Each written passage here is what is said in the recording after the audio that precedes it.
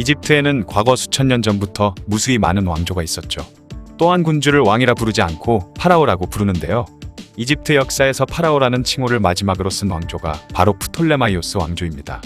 이 왕조는 300여 년 만에 멸망하면서 이집트는 로마의 속주가 되었죠. 오늘은 프톨레마이오스 왕조의 최후의 파라오인 클레오파트라 7세에 대한 이야기를 해볼까 합니다.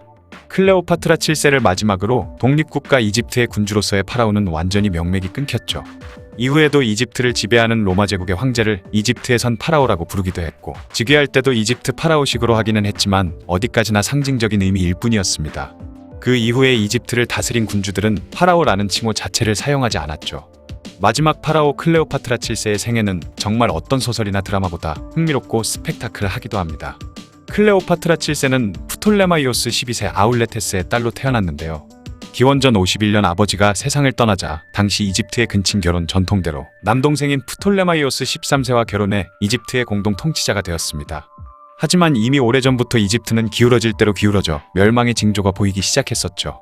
이미 선대 파라오인 프톨레마이오스 4세 때부터 아버지인 12세 때 프톨레마이오스까지 파라오들의 정치 능력이 떨어지고 무능한 모습을 보이면서 측근들의 부정부패가 만연했었고, 적들의 침략과 잦은 반란으로 인해 이집트의 상황은 이미 되돌리기엔 늦은 그런 상태였던 것입니다. 거기다가 로마와 동맹을 맺고 난 뒤부터 로마의 정치적 개입이 심해지다 보니 이집트의 내부 상황은 더 막장으로 치닫고 있었습니다. 나라 상황이 그렇다 보니 클레오파트라 7세의 삶 역시 평탄하지는 않았던 것이죠. 남동생이자 남편인 프톨레마이오스 13세와 함께 왕좌에 오른 그녀는 원래부터 야망이 컸기 때문에 남동생을 정치에서 배제시켜버리고 혼자 모든 권력을 독점하려는 생각을 갖게 되었는데요.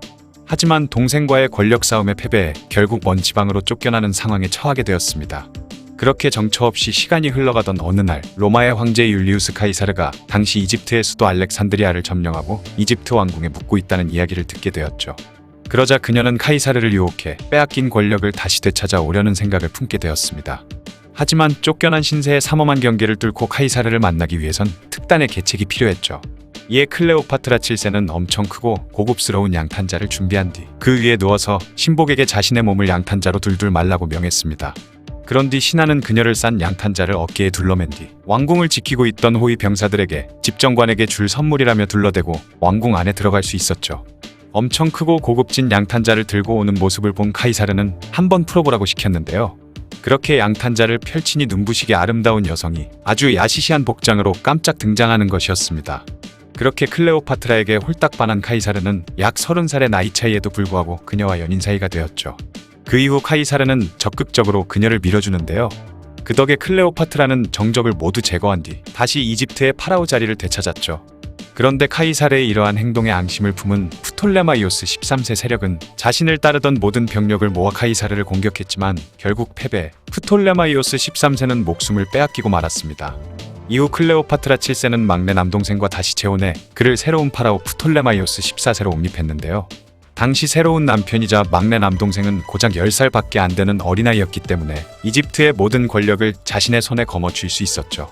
그렇게 그녀는 카이사르와의 사이에서 카이사리온이라는 아들을 낳기도 했습니다. 또한 카이사르를 따라 로마에 방문해 개선식에도 참가하기도 하는 등 행복한 나날을 보내고 있었죠. 그런데 카이사르의 무시무시한 권력에 두려움을 느낀 그의 정적들이 기원전 44년 3월 그를 암살하는 일이 벌어졌습니다.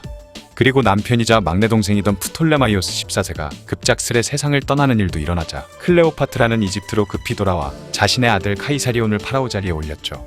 그런 다음 그녀가 한 행동은 자신을 지켜주던 카이사르의 후임을 찾는 것이었는데요. 그렇게 클레오파트라의 눈에 띈 사람은 바로 카이사르 다음으로 로마 최고의 권력자로 급부상한 마르쿠스 안토니우스였죠. 안토니우스는 파르티아 원정에 쓰일 자금을 얻기 위해 클레오파트라에게 타르수스라는 도시에서 만남을 요청했습니다. 이때가 그를 꼬실 기회라 여긴 그녀는 만반의 준비를 갖췄죠. 클레오파트라는 황금빛으로 두른 선체에 자주색 돛을 달았고 금실로 수놓은 장막을 들이운 채 온갖 보석으로 화려하게 치장한 배를 타고 은으로 된 노를 저어 강을 거슬러 올라왔습니다.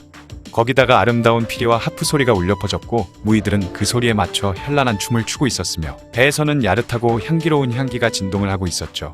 그리고 온갖 보석으로 장식된 옥좌에는 가릴 곳만 적당히 가린 채 사랑의 여신 비너스로 분장한 클레오파트라가 야릇한 눈빛을 뿜으며 누워 있었습니다. 클레오파트라가 도착했다는 소식을 들은 안토니우스는 그녀를 초대했지만 오히려 그녀가 안토니우스를 자신의 배로 방문해 달라고 요구했죠. 그렇게 그녀를 만나게 된 안토니우스는 이 화려한 첫 만남에 정신을 차리지 못한 채 그녀에게 홀딱 빠지게 됩니다. 클레오파트라는 안토니우스의 마음을 사로잡기 위해 온갖 수단과 방법을 가리지 않았는데요. 그가 다른 곳에 한눈 팔지 못하도록 언제나 새로운 쾌락을 느끼게 해줬고, 날마다 온갖 맛있는 음식에 술과 사냥 등 놀거리를 제공했으며 언제나 음악이 흘러나왔고 무희들은 곁에서 춤추었죠. 그렇게 약 10여 년간 클레오파트라의 소나기에서 놀아나던 안토니우스는 결국 기원전 37년 정식으로 결혼식을 올렸고 여러 명의 자식들까지 낳을 정도로 금슬 또한 좋았습니다. 이후 안토니우스는 기원전 34년에 한 파르티아 원정을 지원한 공으로 클레오파트라 7세와 자녀들에게 로마의 땅이었던 동방 지역 전체를 나누어 주기도 했죠.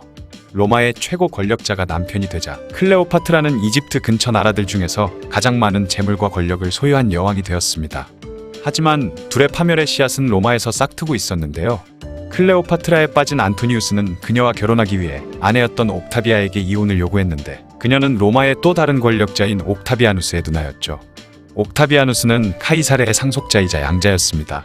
안토니우스는 옥타비아누스에게 로마를 동서로 나누어 따로 지배할 것을 요구하기까지 했죠. 그는 아르메니아와의 전쟁에서 승리하고 난 뒤 로마에서만 했어야 했던 개선식을 알렉산드리아에서 해버렸는데요. 개선식은 로마의 수호신들에게 승리의 영광을 바치는 중요한 행사였기 때문에 로마가 아닌 다른 나라나 다른 도시에서 한다는 것은 로마의 수호신들을 배신하는 행위로 여겨졌죠. 거기다가 안토니우스의 유언장에는 자신이 죽으면 로마가 아니라 알렉산드리아에 묻어달라고 적혀 있었는데 그 내용까지 옥타비아누스에 의해 다 까발려져 로마인들에게 충격과 분노를 자아내기에 충분했습니다. 사실 여자에 미쳐 로마의 정치에는 손났고 힘들게 정복한 로마의 식민지들도 여자와 자식들에게 모조리 갖다 바치는데 로마 시민들이 분노하지 않는 게 오히려 더 이상한 것이었죠. 이에 옥타비아누스는 그를 로마의 수치로 생각했고 그와 원로원은 안토니우스를 국가의 적으로 선포했으며 그렇게 서로 전쟁이 벌어지기에 이르렀습니다. 그렇게 옥타비아누스가 이끄는 선단과 안토니우스와 클레오파트라 7세가 이끄는 선단이 악티움 해협 밖에서 만나게 되었죠. 곧이어 격렬한 전투가 벌어지게 되었습니다. 그런데 꽤 시간이 지났지만 어느 한쪽에만 전세가 기우는 것 없이 서로 팽팽하던 상황이 계속되고 있었죠. 그런데 갑자기 뒤쪽에 있던 클레오파트라 7세의 배가 뱃머리를 돌려 도망치기 시작하는 것이었습니다. 어느 쪽이 우세한지 모르고 열심히 싸우던 각 진영의 군사들이 그 모습을 보고 술렁이기 시작했고 안토니우스 쪽이 밀리고 있기 때문에 그녀가 도망간 것이라고 생각해버린 것이죠. 이에 옥타비아누스의 군사들은 사기가 더 올랐던 반면에 안토니우스 군사들은 사기가 떨어져 양군이 팽팽하게 대립하던 상황에서 전세는 드디어 점점 한쪽으로 기울어지기 시작했습니다. 안토니우스 측의 여러 지휘관들도 전선을 이탈하기 시작했고 결국 버티기 힘들었던 안토니우스도 퇴각하면서 이 전쟁에서 옥타비아누스가 승리를 가져가게 되죠. 클레오파트라가 성급하게 도망쳐버린 것이 자신의 편이 패배하게 만드는 계기가 돼버린 것입니다. 이 전투는 훗날 악티움 해전이라고 불리게 되죠. 그렇게 안토니우스는 알렉산드리아로 도망쳐 스스로 목숨을 끊고 말았습니다. 클레오파트라 7세는 자신과 자식들의 목숨을 보존하기 위해 옥타비아누스에게 협상을 제안했지만 거절당했고 붙잡힌 뒤 로마에 끌려가 개선식에 내세워져 치욕을 당하느니 죽는 게 낫다고 생각해 자신도 스스로 목숨을 끊었죠.